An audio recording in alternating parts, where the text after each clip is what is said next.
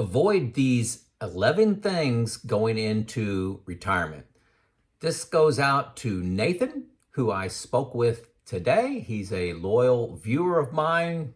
Just enjoy talking with Nathan. He's got a lot of ideas, young guy. But you got questions, you got video topics, let me know in the comments. I'm still able to get through most of them. So let's get on with this list starting right now. The last one I've never talked about in a video. I know there is some repeat here, but the last one is brand new. So let's get right into it. Number one, getting trapped into working one more year. This is one of the big ones almost everybody faces, and almost everybody, once they've been retired, look back and say, I regret that. Working one more year. It's a vortex sucking you in. The solution to this is getting very excited and very granular with a plan of what you're going to do in retirement. Okay, so that may be a vacation, it may be a hobby, maybe a volunteer activity, maybe losing weight, eating right, whatever it happens to be. But try to write down 4 or 5 journeys you'd like to start in your retirement, and that'll get you excited enough to push you out of this vortex. Another thing, this is all under number one, getting trapped in one more year. People think they're going to be healthy till they're 90. When you push your retirement to 67, 68, 69, 70, how many healthy years realistically are you going to have? Don't just assume you're going to be in the same health you are right now. For most people, well, for everybody, it degrades over time. Let's say that. Your 60s are priceless. Fear. What would you do if you weren't afraid? This is something that had a big impact on me. Retirement is scary. Even if all the math works, it's scary. And I had to say to myself, what would I do if I wasn't afraid? And I don't like fear driving my decisions. That's part of me being an engineer, I guess. Inside of this category, it's also what you look around and nobody else is retiring at 57, 58, 59. You look around, I must be doing something wrong. Believe me, this may sound crazy to you, but believe me, this will all become real as you approach retirement. And I'm starting about 5 years out. Moore's Law. More is better. If I needed $800,000, $900,000 is better. So work one more year. $950,000 is even better than that. Work 2 more years. Moving the goalpost. Okay, so if your math works at $800,000, put a line right there. Okay, moving the goalpost is something to avoid. Falling, another one in this is falling for I call it the stick and carrot. There's constantly a carrot out in front of you. A lot of people say, hey, I got a bonus in 4 months. I got a bonus in 6 months. Well, there's always another bonus, promotion, project ending, project starting, and I want to finish this project, or I got this team I'm on and I want to make it to the end of the year. I want to make it to 40 years. Creating these goalposts, that's just artificial. They may have a bonus attached to them, but it's very easy to get stuck into working one more year because there's this little carrot sticking out there. Here's a thought experiment for you for this. Put yourself in your 75-year-old self. What are you going to look back on with regret? Is it working one more year? I'm telling you, good chance it's going to be there. Hey folks, my name is Joe. I'm 59 years old, retired 5 years ago. I, for a period of time, operated as a retirement coach. I never thought I was going to be doing that in retirement, but my interest has moved around a lot, let's say, in my 5 years. I stopped coaching, but I've talked to over 300 people about the transition to retirement, and I've talked to thousands of people in the comments and emails and just in my travels. And I'm basing this list of 11 based on that input, okay? So let's see and continue. Number 2, going it alone. Retirement is going to be a lonely journey. If you go down in your basement, you turn off the lights, you get in the closet, and you create your plan, and only you see the plan. I suggest you build a team. I have a retirement team, 2 other people. We get together and run all ideas past each other, all moves. We study together. We email more now than we meet live. So if I'm thinking about buying I bonds or selling my I bonds or putting more dollars, moving dollars from my bucket 3 into bucket 1, I have people to talk to. Going it alone, I promise you, folks, the odds are on my side that you have errors in your plan. The question is, are you going to find them ahead of time? Are you going to find them in enough time to take action on them? You have errors in your plan. These 300 people that I worked with, they gave me their plan ahead of time. And the average number of errors, opportunities, whatever you want to call them, was 8. Opportunities to improve their plan. And these were pretty sizable. I had 2 out of the 300 that I just said, this is a very good plan, and didn't have any pretty sizable ideas to improve. 2 out of 300.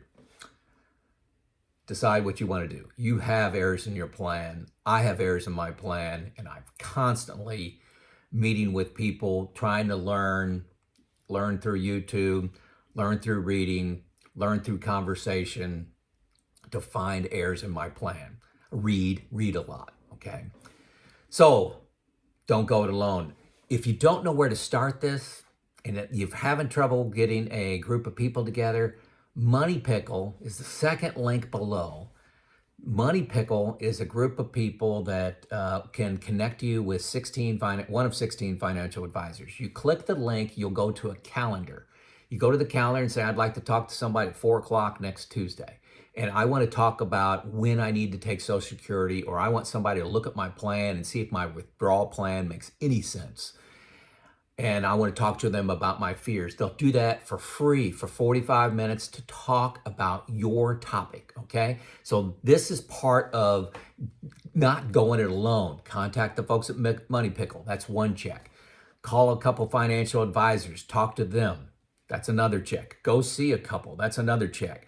I met with 7 financial advisors before I retired. 7.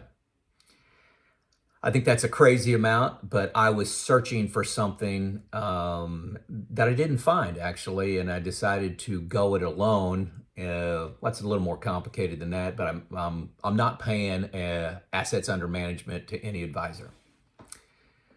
But I do have an advisor provided for me, subject for another day. Going it alone, I think, is a huge mistake. Number 3, relying on spreadsheets.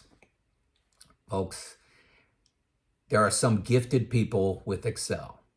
Good chance that's not you. 99% of the people that I talk to should not be using Excel for their sole calculation and estimating retirement funds, withdrawals, timing of Social Security, early death, inflation variables, using Monte Carlo, using your spreadsheets for 99% of you is just not a good idea. There's software available that is fantastic. The leader by a long shot, and I've looked at a lot, and I've listened to a lot, and I compared a lot. New Retirement, first link you'll come to below, is just outstanding. I think it's intuitive. They have classroom free things that you can go to. There's a help sessions that you can go to. There's if you want personalized coaching, they have a fee for a personalized coach, but there's a lot of group activity. There's a email that comes out once a week. New Retirement, free 2 weeks, folks. It's a game changer. The vast majority of people say it's been great for them, not only to come up with a comprehensive plan, but to stress test that and have confidence to make that decision to retire and confidence to spend after you retire. I've been buying it for 3 years. Number 4, using flat rates of return and not having a sequence of return plan in place. A lot of people just put in 7% return in their spreadsheet, and This is one of the things I did early, and that's why I mentioned it and separated it out on its own. People just say, hey, stock market returns, 7%, 10% over time. I'll use 7% flat rate. Here's how my money's going to grow. I'm going to take out 4%. I'm fine. Don't do that. Don't do that. Use a comprehensive package. Use New Retirement. Use my link. Number 5, I'm on 5. Not stress testing your plan. Folks, it's easy to come up with a plan that works. If your plan doesn't work at 7%, raise it to 7.5%, it works. Okay, hey, I can retire. Don't do that. Go into your plan and figure out how it's going to fail. Change the rates of return, change the timing of Social Security. I made an earlier video on that, how that makes a big deal. I think Social Security is my most valuable asset. Okay, it gets 8% return for every year I delay it. Adjusted for inflation, that's fixed. Okay, not inflation's fixed. The increase is fixed. That's the best asset I got. Early death, changes in inflation, taxes. How is your plan going to fail? How is it going to fail? Is stress testing your plan. Number 6, this is leading into retirement. What to avoid. This is going to sound crazy to you. Trying to max out your returns. That's a crazy thing to say. Well, you need to start migrating to being a little more conservative. What if you're 4 years away from retirement, everything makes sense, and then 3.5 years from retirement, the stock market goes down 30%? Guess you're working one more year, right? Sequence of return risk is a big deal. I think you know what that is. I won't go into that. You got to have a bear market plan. You got to have a plan for sequence of return. If you aren't able to articulate a 30-second answer to those 2 questions, you got a problem. You need to move your assets around. You got to build your bucket 1 and bucket 2, your short-term money and your medium-term money. You need to start building that. So don't get fixated on maximizing your returns. That you're just relying on luck, on being able to retire because of sequence of returns and just sequence of returns.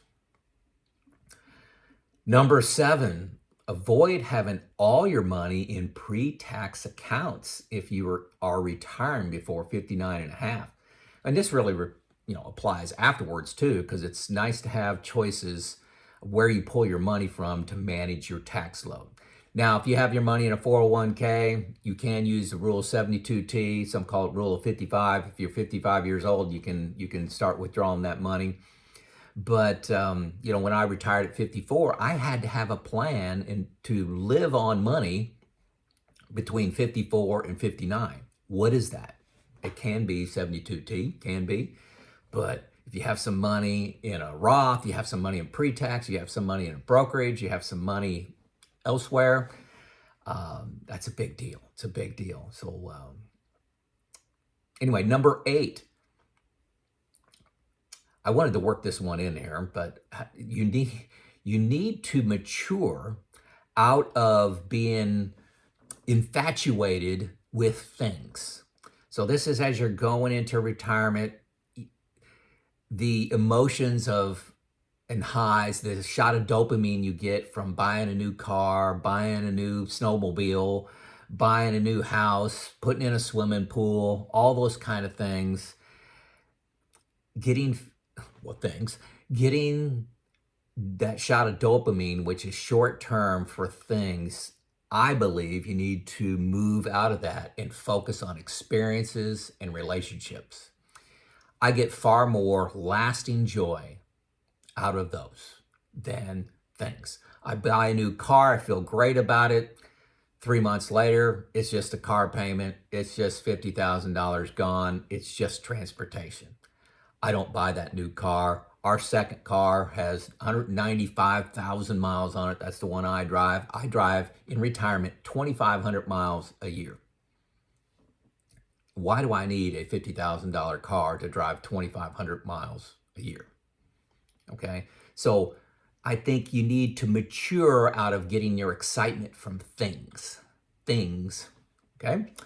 Number 9, avoid paying for the lifestyle of your kids. paying their auto insurance, their cell phones. I know some people that pay their credit cards. Let them enjoy the climb. Remember back to when you were 22, 25, 28, and you had nothing. And you built your life. You valued a dollar. You valued hard work. You valued savings. Don't deny your kids that by putting this safety financial bubble around them, okay? I think it's very important to let your kids climb, make that climb. It'll make them better in the long run. Avoid paying for the lifestyle of your adult kids. Number 10, avoid, I'm not sure if this English is right, but don't put off living life until you're retired. So if you're coasting into retirement, you're 5 years away, everything makes sense, you got all these other things in line, live the life now. Don't, that last 5 years, live it. Go on vacations, have the experiences. Don't burn money, but don't put off all of your enjoyment for retirement. Live life now. Now is when you're probably going to be the healthiest. You probably have the most energy. If you can, hike up that mountain when you're, right now, and in 5 years, you may not be able to, say you're 67, don't put off enjoying life at 67 to have a great life at maybe 72 where you may have back problems or health problems. Don't put off living. That's number 10.